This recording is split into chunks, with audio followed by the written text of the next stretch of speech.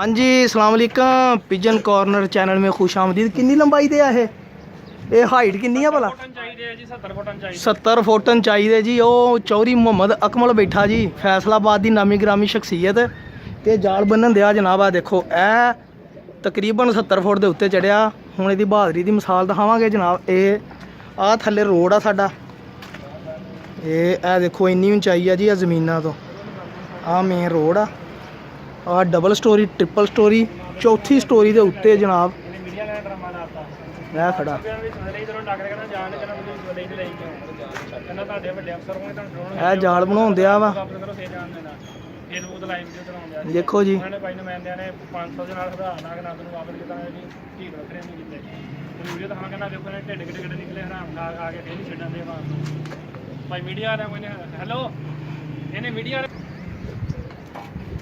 लो जी sir अल्लाह ताला जिंदगी सेहत देवे जी। है देखो जी शौक का कोई मुल कोई नहीं।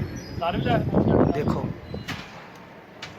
है जनाब दोस्त अपनी सिलसिला बनाते जनाब। जा रखन दे है वा जी कबूतरबाजी।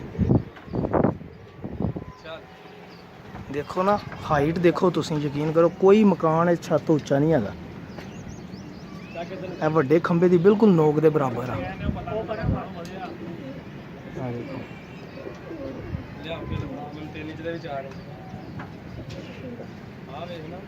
ਆਓ ਦੋਸਤੋ